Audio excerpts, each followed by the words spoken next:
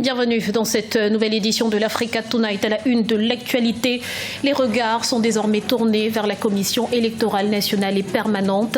À l'heure du dépouillement, les principaux candidats à la présidentielle gabonaise se disent confiants. Le salon de l'action gouvernementale a fermé ses portes ce dimanche à Yaoundé au Cameroun.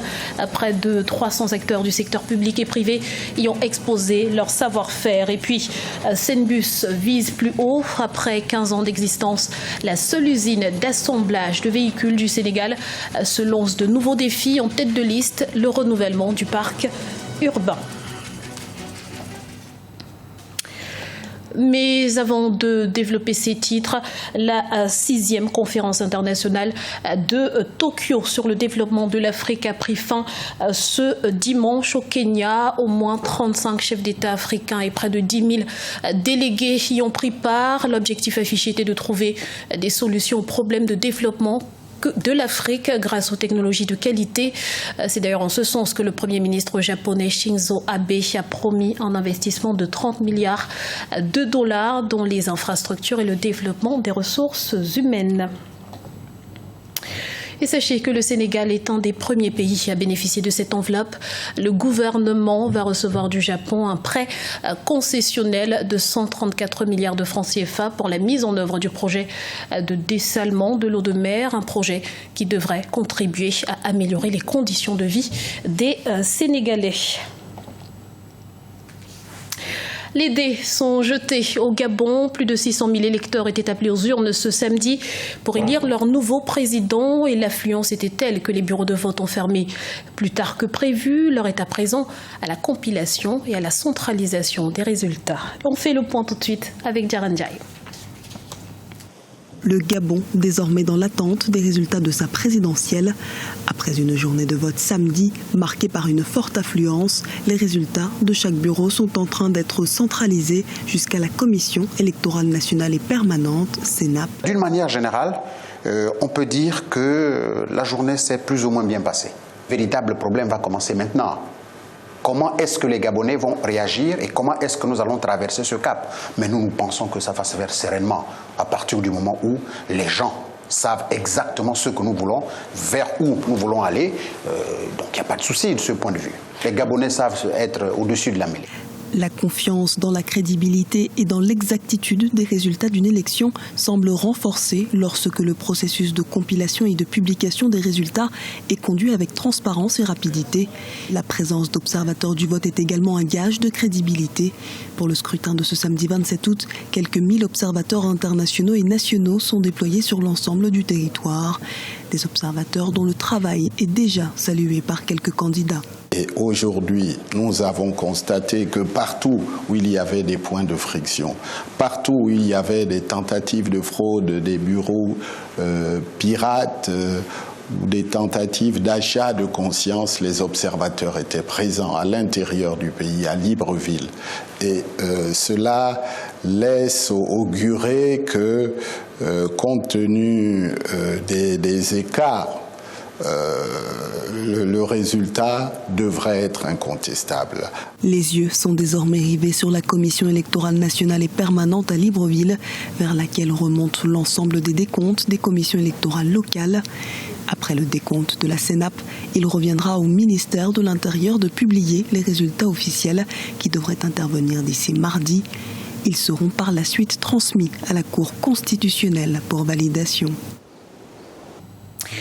Le nouveau gouvernement tunisien s'apprête à entrer en scène. La cérémonie de passation de pouvoir entre l'équipe sortante et celle de Youssef Chahed aura lieu ce lundi 29 août à Dar Diafa à Carthage. Rappelons que l'Assemblée des représentants du peuple a accordé vendredi la confiance au gouvernement d'union nationale proposé par le nouveau Premier ministre avec une majorité confortable de 168 voix sur un total de 194 députés. Le mot de clôture du salon de l'action gouvernementale a été prononcé ce samedi à Yaoundé au Cameroun durant la soirée des partenaires, l'occasion pour les exposants qui se sont démarqués de glaner quelques lauriers, l'occasion également de formuler les attentes pour le prochain rendez-vous. C'est un reportage de notre correspondante au Cameroun, Viviane Baoken.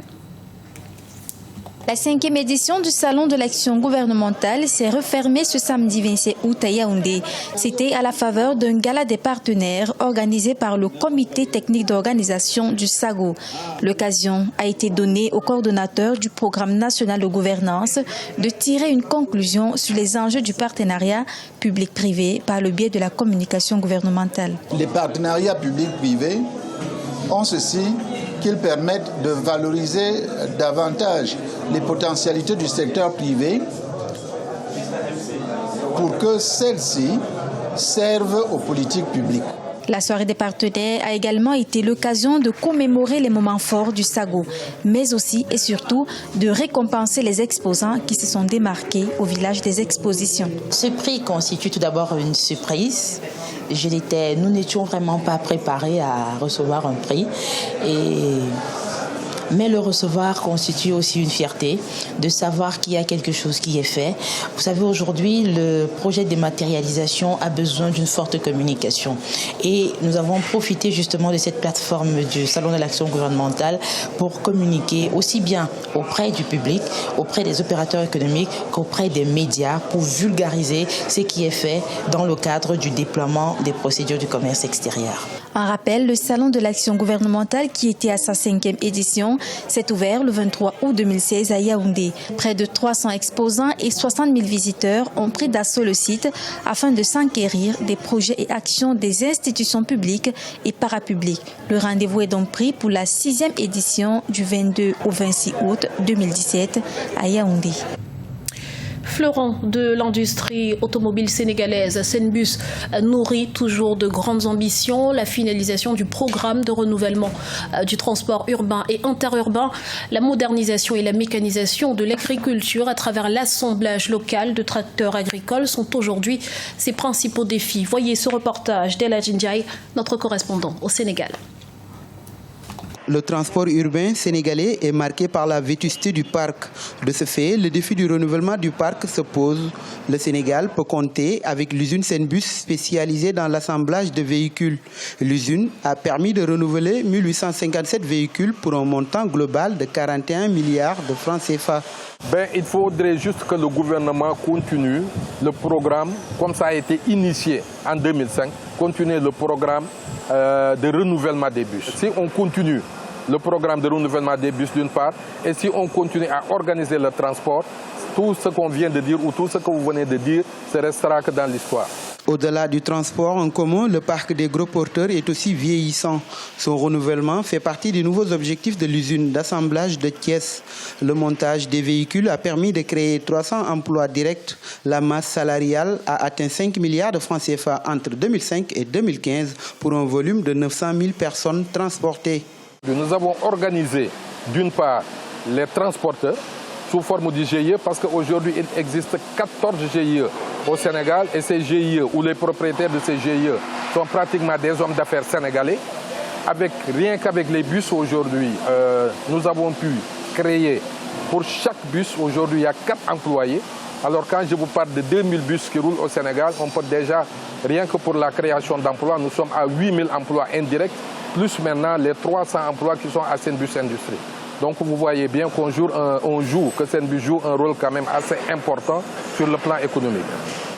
En plus de cette création d'emplois, l'économie du pays en tire profit. En renouvelant progressivement le parc automobile, cela peut lutter efficacement contre les embouteillages qui causent plusieurs milliards de francs CFA de pertes par an à l'État du Sénégal. C'est le premier rappeur nigérien à passer sur les ondes internationales. Coup de projecteur à présent sur Umaru Issoufou, dit Feno, leader du groupe Kaidan Gaskia 2 et entrepreneur culturel. Dans ce reportage de notre correspondant Sadou Alizé Mokhtar.